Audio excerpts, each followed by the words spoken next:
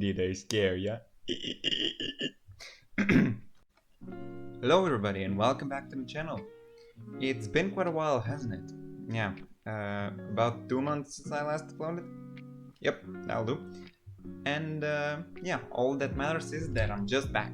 I had a lot of school and other shit, so I just didn't have time for that. But I do have a surprise for you.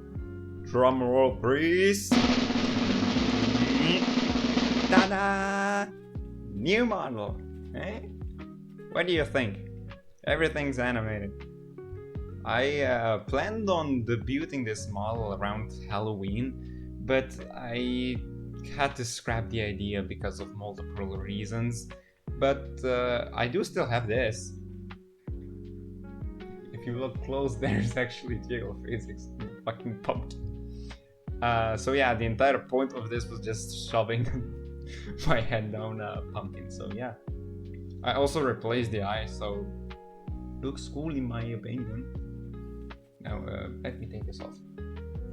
Now, I'm going to show you all of the functions and add-ons this model actually has, because it has a lot of them. If you're not interested in this, you can just skip to the timestamp over here. But the first thing I want to show you is this. 1 second. Nope, wrong one. We have little Snake! And he's fully rigged.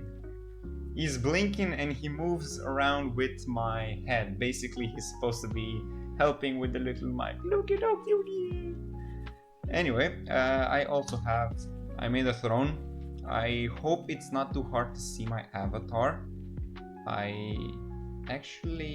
Oh shit, I forgot to put down the opacity. Give me a second. Okay, fixed it, now it's better. Anyway, so yeah, little Snake is rigged. Actually, I think I decided for a name that he's gonna have. Placeholder name for now is going to be Ragna. I kinda made it up from Ragnarok. It was actually an old name for a familiar of one of my characters that I made. I might show one of those characters at some point, but probably not on this channel, on a second channel when I make it, if I ever make it. And yeah, the first thing is this. I finally put the sword into it. So yes, this is one of the add-ons, or just toggles I have made. The second one is this, a controller, and if you look closely, actually, give me a second. If you look closely, you can see there's actually a few stickers on there. It's supposed to be like Chroma and Chop Chop. If you know them, you know them. So, as you all probably already know, Marvel Rivals came out. The first season just started as I'm recording this.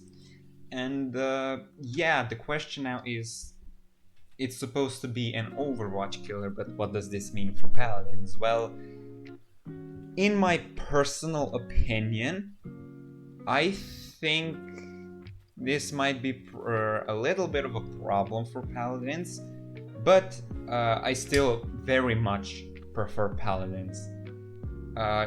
Ignoring the better graphics, Paladins just has better mechanics. Though I really wish that I feel like some of the abilities in like Paladins is a little bit repetitive. I don't know how to explain it. Like, for example, Jesus Christ. Okay, I remembered. Jeff's ultimate, when you eat everyone up and basically suicide bomb yourself, because why not? Throw yourself off the map. I feel like Paladins doesn't have anything like that, but in a different way. Marvel Rivals also doesn't have a lot of things that make Paladins good. That's why I actually prefer that. Paladins still. One more thing. I went a couple of matches yesterday in both games, and the communication in one and the communication between the other is a big difference. In Marvel Rivals, I haven't seen anyone talk or even use the chat. Rarely anyone even uses the quick commands.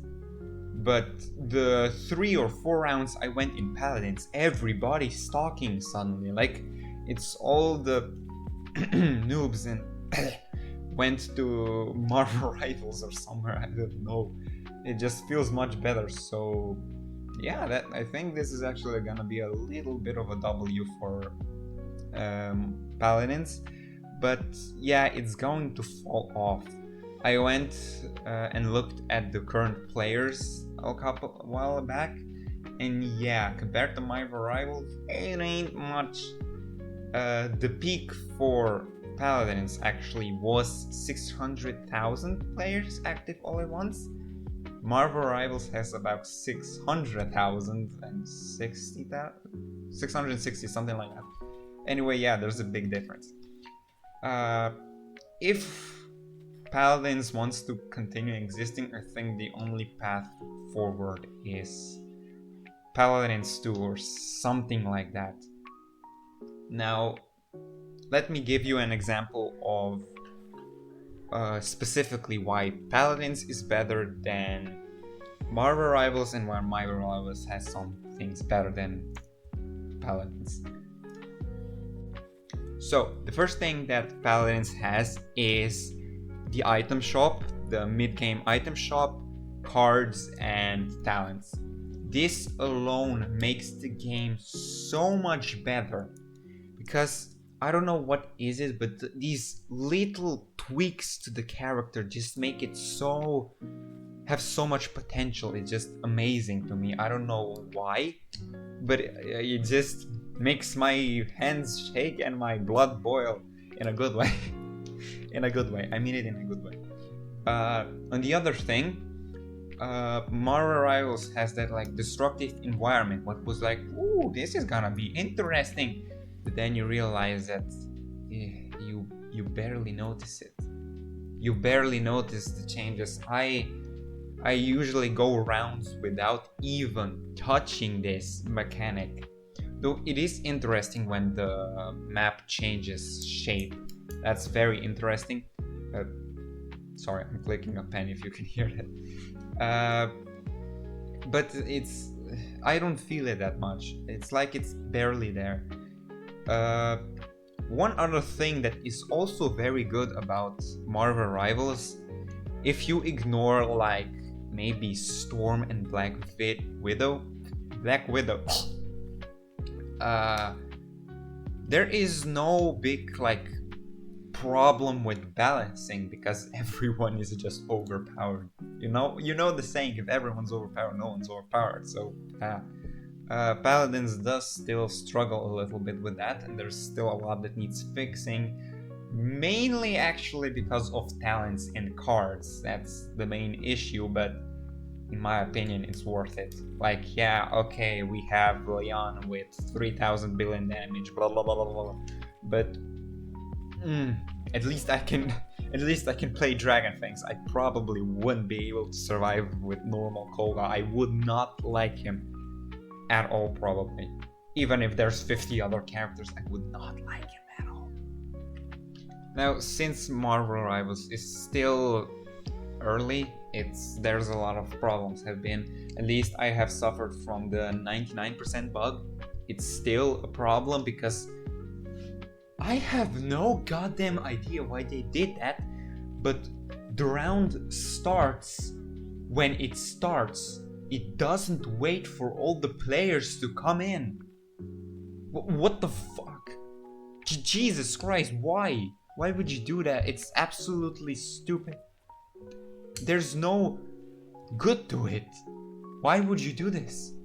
Just make it like Paladins has it. Like, make a loading screen when you can just see players loading in, and when they're loaded in, that's when the match starts. Why? Why do you do this? Also, one more thing that's really bothering me is the fact that you can switch your champion. I mean, hero. We're talking about Marvel Rivals here. Switch your hero between the match. It's annoying. It's annoying. I know you can do that in Overwatch, and this is supposed to be an Overwatch killer, but that is just really stupid. Like, why? If you picked a bad team comp, that's your problem. You can't fix it midway.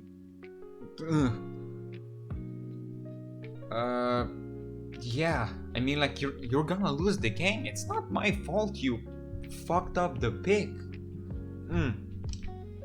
Yeah, it's also annoying when there's suddenly Iron Man when there was, I don't know, Hawkeye a second ago. And there's just gonna be infinite counter picking. Luckily, I haven't found that yet, but I can assume that at least in ranked or something like that, this guy's gonna pick this one. No, this one's gonna switch so he has a counter. This one's gonna switch.